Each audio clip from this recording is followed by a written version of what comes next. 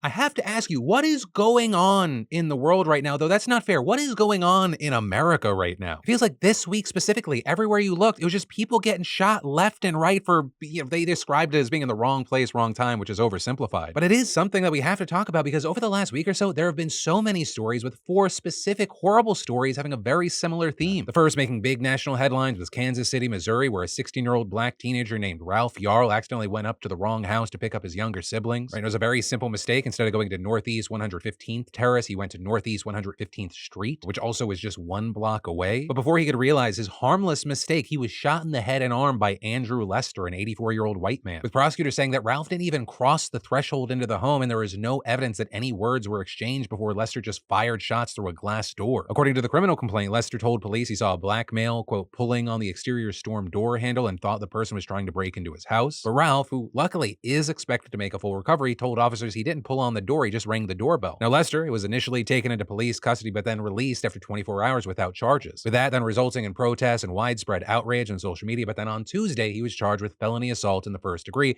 and armed criminal action, with Lester there pleading not guilty and then being released on $200,000 bail. And very notably here, many people, including Ralph's lawyer, have urged prosecutors to file an additional hate crime charge. And while the prosecuting attorney did say there was a racial component to the case, he also noted that the hate crime charge is actually a lesser felony than the charges they decided to bring against Lester, and adding it could risk double jeopardy. But again, that was just one of the stories this week, with just days later, 20-year-old Kaylin Gillis being shot and killed in upstate New York after a group of friends accidentally drove down the wrong driveway while looking for another friend's house. And there, according to the authorities, the group was driving in a caravan of 2 cars and a motorcycle, but they began to leave when they realized their mistake. In fact, the first 2 vehicles had already turned around to leave, and the last car, which Kaylin was in, it was doing the exact same when 65-year-old Kevin Monahan stepped out of his house and fired 2 shots. And police believe that none of the friends exited the car or had any interaction with Monahan before shots were fired. And so as a result, he's now been charged with murder and denied bail. Then, one day after those charges were announced, you had 2 cheerleaders shot, 1 critically injured in a supermarket parking lot in Texas after one of the girls accidentally got into the wrong car, with a cheerleader named Heather Roth saying in an Instagram live that she was the one who mistook the car for her own, opening the door and then retreating quickly to a friend's car when she saw a man sitting in the passenger seat. She then said that the man approached her friend's vehicle and she had rolled down her window to apologize when he just started shooting. And according to court documents, a manager at the supermarket also told police he saw the suspect, quote, shoot at the vehicle multiple times before fleeing the area. And there, police saying they worked through the night to identify and track down the suspect, who they later identified as 25-year-old Pedro Tello Rodriguez Jr., and they charged him with deadly conduct, which is a 3rd-degree felony. And then the 4th high-profile incident that we had came out of North Carolina, where on Tuesday you had a man shoot a 6-year-old girl and several others, reportedly because a basketball rolled into his yard. Now there, few details have been released so far, with police saying that 1 man and 1 child were seriously injured, 1 woman was grazed by a bullet, and another man was shot at but not injured. Authorities also didn't identify the victims, but local media have identified them as 6-year-old Kinsley White and her parents, William White and Ashley Hildebrand. Officials have also not officially said what prompted the shooting, but neighbors have told reporters that several young children were just playing basketball when their ball rolled into the yard of 24-year-old Robert Louis Singletary, with him then responding by running down the street, firing at a neighbor, and then approaching Kinsley, who was just playing outside in her yard, and shooting her in the face. Singletary then shooting her father, who ran over to protect her, while another bullet grazed her mother. And family members saying they saw Singletary chasing William, who collapsed bleeding on the ground and is still in the hospital. Now, as far as Kinsley, luckily she's alive. She's also been released from the hospital after doctors removed bullet fragments from her cheek. And the kindergartner giving an emotional interview to local reporters. Why did you shoot my daddy and me? Why did you shoot a kid's dad? And as far as Singletary, he fled the scene after attacking all these innocent people, and as of recording, he's still at large, with a manhunt underway, and he's wanted on 4 counts of attempted first-degree murder, 2 counts of assault with a deadly weapon with intent to kill or inflicting serious injury, and 1 count of possession of a firearm by a felon. And very notably here, before all this, Singletary was already awaiting trial on felony charges from an incident back in December where he allegedly beat his girlfriend in the head with a mini sledgehammer, with him then allegedly not letting her leave his apartment until she cleaned up the evidence. You know, a guy who should definitely still be out there in the streets with the public. And in a world and a country that seemingly does not want to change, I don't know what else to say other than this is America. And then, did this person cross a line, or is the ban bullshit? That's what you have people debating right now, with a journalist being suspended on Twitter after reporting on the hacking of Matt Walsh's account and speaking with the alleged hacker. So for some background, Matt Walsh is a far-right pundit, overall weasel man who was hacked earlier this week, with tons of people noticing the hack after several off-brand tweets were posted to his account, with those including things like mocking his Daily Wire colleague Ben Shapiro, another calling Joe Rogan a pedo, another confirming that Andrew Tate kidnapped and raped those girls. And yesterday we saw Wired reporter Del Cameron put out a piece titled "The Hacker Who Hijacked Matt Matt Walsh's Twitter was just bored. And they are talking to the alleged hacker identified by the alias Doomed, who said that he just did it to stir up some chaos, and adding that the intent was to make funny tweets, as Matt Walsh likes to trigger people. We caused no financial harm, threatened anyone, nor ruined anything. And as far as how he hacked the account, he said that he used SIM swapping, which involves compromising a phone, and there specifically saying he had an insider help him. Also, on top of hacking Walsh's Twitter, the hacker claimed that he also got into his Google and Microsoft accounts, and there providing Cameron with copies of Walsh's W-2 form and email exchanges between Walsh and Steven Crowder as proof of those hacks. Though notably, Wired not publishing those documents, just referencing their existence as proof, and even keeping descriptions of them limited. Right from the W-2, Cameron only revealed who his employer was listed as, and it only summarized and quoted a few emails with Crowder saying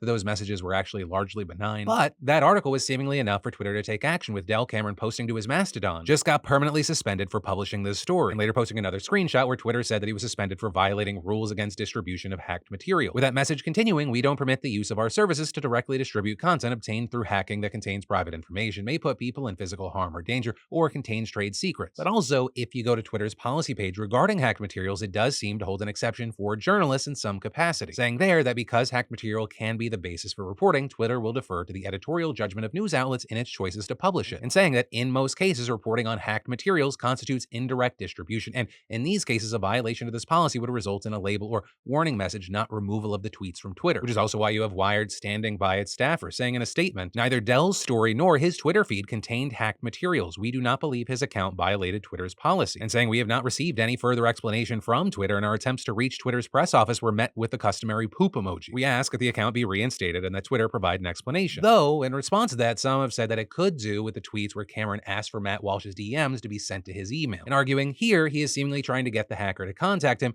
which would count as soliciting hacked material. Though again, many still believe that given the wiggle room Twitter has left journalists, he did not violate any policies, which is why you had tons of people defending Cameron and his work, saying that this is deeply troubling, that a fantastic journalist who is incredibly ethical and principled has been suspended for merely reporting on a hack, with people noting explicit protections in law and TOS for this. But also, a third part of this story is that Walsh has suggested he might actually go after Cameron and Wired. But for now, that's where we are. We'll have to wait to see what happens. And what are your thoughts here? Do you think a line was crossed or no? And then, Buzzfeed News is dead, with CEO Joe Napredi announcing the shutdown as part of wider layoffs for Buzzfeed in general. Which, I mean, regardless of your feelings towards Buzzfeed and Buzzfeed News, this is huge. I mean, you're talking about a news division that, yes, it struggled economically, but it won a Pulitzer Prize. Reportedly, the staff cuts are going to affect around 180 people. And Napredi saying in the memo, I made the decision to overinvest in Buzzfeed News because I loved their work and mission so much. This made me slow to accept that the big platforms wouldn't provide the distribution or financial support required to support premium-free journalism purpose-built for social media. Now, as far as the writers, it appears that not everyone's being just kind of cast out, with it being reported that BuzzFeed and HuffPost will offer roles to some BuzzFeed News staffers. And as far as how the market has reacted, the stock price plummeted, dropping 23% as of recording today, which is also notably around a 90% drop since its listing price back in 2021. But yeah, very big news in a place where the landscape is constantly changing. And then, it's not over. More alleged victims are reportedly saying they were abused by Jonathan Majors. Or you might remember last month, Majors was arrested in New York over an alleged assault, with a woman telling the NYPD that Majors struck her with an open hand and put his hands on her neck, though Majors has maintained his innocence, and his lawyer even suggesting that he is the victim of the altercation. But now, according to a new report from Variety, more alleged victims are cooperating with the Manhattan District Attorney's Office. Now, in response to this, Majors' lawyer gave a statement to the LA Times saying Variety's report is baseless, and adding Jonathan Majors is innocent and has not abused anyone. Mr. Majors is currently considering his legal options. But the Times also saying that Majors' legal team has submitted video evidence that, quote, appears to show the accuser uninjured and out on the town after parting ways with Majors on the night of the incident. But as far as what happens on the legal side here, we're going to have to watch. His next court appearance is scheduled for May. But as far as on the career side, that is chaos right now, with Majors now reportedly just being dropped by his talent manager, and you have people beginning to question his future in projects like the Marvel film. And then, hydration, people. I can't stress enough how important staying hydrated is for everything to do with your body. And luckily, our friends over at Liquid IV can keep you hydrated, and that's why I want to thank them for being a sponsor of today's PDS. To put it plainly, Liquid IV works to hydrate you 2 times faster than water alone, and has 3 times the electrolytes than traditional sports drinks. I'm drinking Liquid IV during my workouts on hikes, and I found it to be a great way to rehydrate after a long flight. You just tear, pour, shake, and drink. And of course, I gotta mention, it tastes great and is made with clean ingredients and packed with 5 essential vitamins: B3, B5, B6, B12, and vitamin C. So if you're looking to keep hydrated, click the link down below, or use my code DeFranco to get 20% off plus free shipping on your next Liquid IV order. And then, Mike Lindell taking another L to the face, with an independent arbitration saying to the firm of MyPillow founder and prominent election denier Mike Lindell,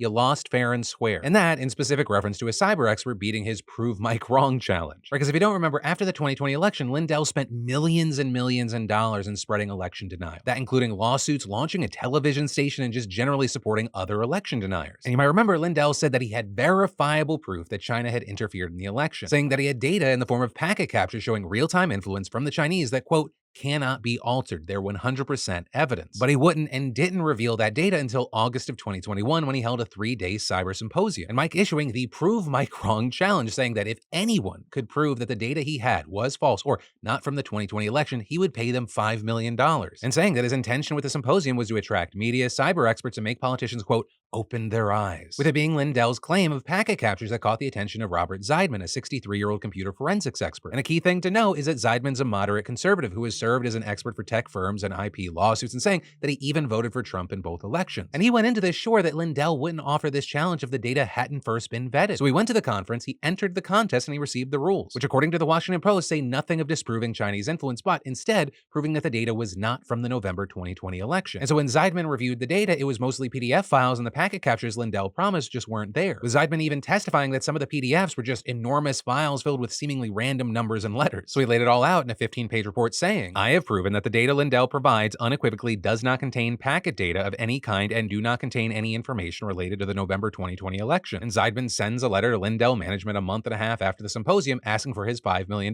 please and thank you. But they denied it, and so a month later, Zeidman files for arbitration in line with the contest rules. Rules that say that any dispute must be handled by, quote, final and binding arbitration, which is in turn subject to minimal review by the courts. Now, Lindell claimed during arbitration that he didn't provide his key data during the conference because, and I'm being serious here, someone poked him in the side while trying to take a selfie, which he says he took as a sign that the government was going to tamper with his information if he made it public. You know, once again, the data, he said, cannot be altered. But anyway, Lindell told the arbitration panel that his red team of advisors told him not to make the information public, and saying, they said it could be a poison pill put in the data and we really shouldn't release the China stuff. But the panel has now ruled in Zeidman's favor and directed Lindell management to pay within 30 days. And as far as why Zeidman has pushed it this far, he said that, yeah, he wanted the money, but he also wanted to push back against election denial, saying Mr. Lindell has a lot of followers. He's making a lot of statements to people that I know, people that are good friends of mine, people that are influential, and they are claiming that he has the data that shows that this election was stolen. And following the ruling, his lawyer said, I think the arbitrators thought it important that these claims be vetted because they've done great harm to our country. Also, as you might imagine, Lindell not a fan of this ruling, saying in a text message to the Post, they made a terribly wrong decision. This will be going to court. But reportedly, the decision itself cannot be appealed, but Lindell can ask a federal court to overrule it on the basis that it represented a manifest injustice. The Zeidman's attorney says that's a long shot to say the least. But main point, another embarrassing day for the walking L that is Mike Lindell. And then the British government reportedly has their grubby little hands on disabled people's money, with the cash in this case specifically being the savings held for people disabled or not in accounts created under the former Labour government's Child Trust Fund scheme, where essentially it dished out up to £500 to children born between 2002 and 2011, depositing the money in a trust fund the parents could contribute more to, encouraging them to save so their kids could collect it all tax-free on their 18th birthday. And the first 18-year-olds withdrew their money back in late 2020, many of them surprised to find out they had thousands of dollars. But almost 3 years later, those who lack the legal capacity to make their own financial decisions have been blocked from accessing their own money, with there being examples like this 19-year-old girl with severe learning disabilities who can't retrieve the $7,500 that she saved, with her mom being forced to spend a year navigating the bureaucratic court system twice and paying nearly £400 in fees each time. And they are saying it just wasn't even worth it, that she regrets even starting the long, expensive process, which notably still isn't even over because as a deputy of her daughter's finances, she now has a lifelong legal duty to account for every penny she spends. Now her dining table is just covered in documents, receipts, and spreadsheets where they're saying the ongoing scrutiny feels like a slur on her character. And the thing is, this is not a one-off. She is not alone here, with a new report suggesting there are over 80,000 accounts just like this that can't be accessed without going through the courts. So by 2029, when all of these have matured, there could be up to £210 million essentially locked behind a glass case. And this is looking right now like it's going to be a massive problem because in 2021, the most recent year for which figures are available, only 15 of those accounts were accessed. So either those families just don't know about the money or they just simply can't jump over all the hurdles the system has now put in front of them. And then 85 people are now dead, including many children, over 300 injured, with around 50 of them seriously so, and it all happened over around $9. With the victims being people who attended a charity event in Yemen's capital yesterday. Right, because as Ramadan comes to a close, poor people often gather outside the homes of of businesses of wealthy people who dish out money to repent and show compassion for the less fortunate. And this year, a merchant organized a mass gathering at a school where he would hand out about $9 to each person. And so you had hundreds of people battered over the last 8 years of war squeezing into a narrow alleyway leading to the school, with the crowd growing so large that the Houthi rebels who have occupied the capital since 2014 fired shots in the air in an attempt to restore order. But that actually had the opposite effect when a bullet struck an electrical cable, sparking an explosion. So you had people screaming and shoving, unable to move amid the panic, while outsiders tried to pull people out of the crush. And after the crowd finally breaks apart, you just see bodies littering the floor next to discarded shoes and clothing. And so now you have the situation where 3 businessmen have been arrested over the incident, with Houthis blaming them for not coordinating with local authorities before beginning the event. But then you have the businessmen pointing their fingers right back at the rebels, who they say tried to ban them from distributing cash for weeks and insisted that any distributions be run by the Houthis themselves. But regardless of who is specifically responsible here, you have many pointing out that this tragedy wouldn't have been possible if not for the poverty and insecurity created by Yemen's war. A war that has claimed over 150,000 lives so far and left 2/3 of the country dependent on aid. So while you have the Houthis saying they'll pay $400 to those injured yesterday and about $2,000 to each family who lost a relative, that really does nothing to fill in the massive funding gap for aid to the vast majority of people under their control. Right? Because back in February, the UN said it had raised only $1.2 out of the $4.3 billion it needed to reach its target to alleviate the humanitarian crisis. And then let's talk about space, because today is the premiere of the first ever feature-length film to be shot in space. It's a Russian movie called The Challenge. It's about a surgeon who goes to the International Space Station to save an injured cosmonaut. It was reportedly filmed in late 2021 when Russia sent an actor and director up to the ISS for 12 days to film everything. Though its run as the only movie shot in space, gonna be pretty short-lived, with it being announced back in 2020 that Hollywood's working on a space movie of its own with Tom Cruise, NASA, and SpaceX. So with that, SpaceX and Elon Musk probably a little more worried about something else today, with them this morning launching the first ever fully integrated Starship. It's the biggest and most powerful rocket ever built by humans, standing at almost 400 feet tall. And the launch went swimmingly, with this behemoth somehow defying physics, shooting off the pad. That is, until a few minutes later where it experienced what SpaceX engineers called a rapid unscheduled disassembly, otherwise known as exploding into a giant fireball. But I will say, I like that descriptor. Right, I didn't have a stupid, avoidable accident on my hike yesterday. I had a rapid unscheduled disassembly. Lessons were learned. The mission was still accomplished. So joking aside, while I am very, and I feel like rightfully critical of Elon Musk, I will say explosions are famously a learning process for SpaceX. Right, you do this, you learn, you blow up rockets so that when human beings are on them, they don't. And what we're talking about here is a thing that's supposed to transport America's next astronauts to the moon and hopefully Mars. And then, I love this saying because it's true, privacy isn't just a right, it is your first line of defense. So thanks to a fantastic sponsor of today's show, NordVPN, or more directly, nordvpn.com/PhillyD,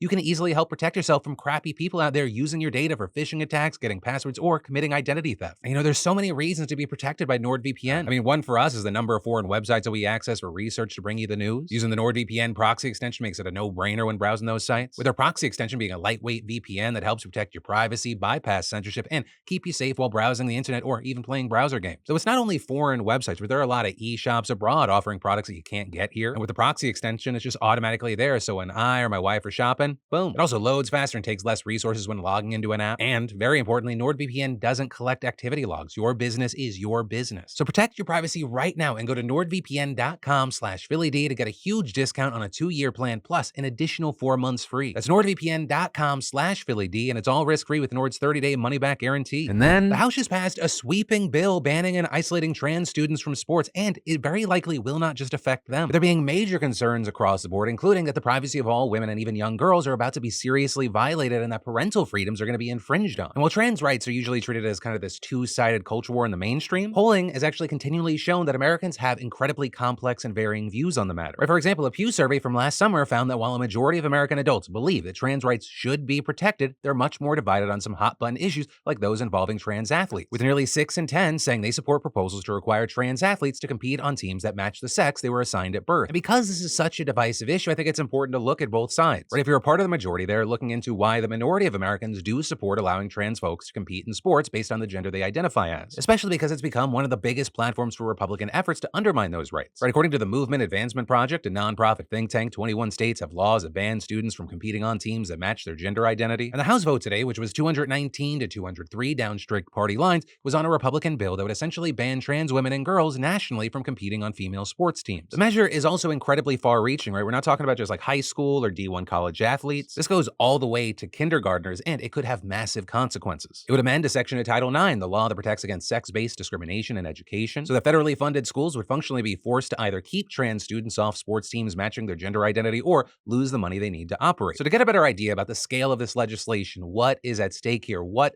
the arguments are, we spoke to Democratic Representative Khanna. And a big part of what he talked about was who this was going to affect and how, which is incredibly important because nuance isn't really something we see a lot in these politicized culture wars. So right off the bat, Khanna pushed back on a core idea that it's unfair for trans girls and women to play on teams consistent with their gender identity because they're better athletes than cis girls and women and would just outperform them. The reality is for most schools, in most teams, this is not a real issue. And it's not like you have trans kids athletically performing better on average than other kids. If anything, the studies I've seen show that they aren't performing at the same level because of all of the challenges that they face in their lives. In fact, only 15% of trans kids even participate in sports compared to other kids where it's almost 50%.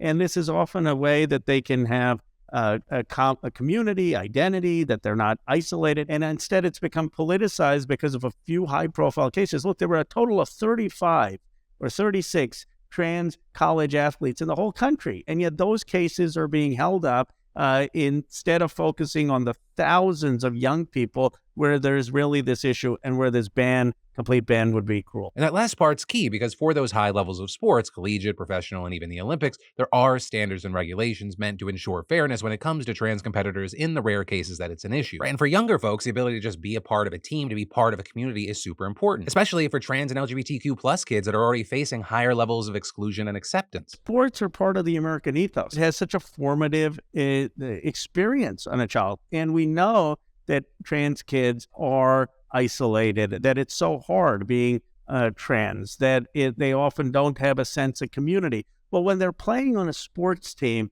that gives them a sense of belonging. That gives them a sense of community. Khanna also saying that while Republicans have painted this bill as a necessary protection, it's actually going to bring massive violations of personal privacy and liberties, values that the GOP supposedly claims to champion, and it won't just hurt trans folk. With him specifically explaining that this law would allow for what he called invasive surveillance practices, like administrators asking young children incredibly personal questions about their bodies and asking for physical proof, which could obviously deter cis girls from entering sports. Beyond that, this would take away the ability of parents and communities to make their own decisions. Right? There are going to be plenty of communities that could be totally cool with a trans athlete being on their kid's team, but they wouldn't even get to decide. Now, even though the bill was passed in the House, it's widely expected to be DOA in the Senate, and President Biden even said this week that he would veto it if it somehow got to him. Right, so if that's the case, why talk about it? It's going to be DOA. Well, again, I think part of this conversation has to be us moving away from this false idea that you can only have one of two opinions on trans rights. Too often, to push political agendas, you have people talking about the most rare or extreme instances of something, and then you try to use a broad brush to paint everything. It is important that we discuss these kinds of bills and initiatives because even if they're doomed right now, Republicans are clearly telling us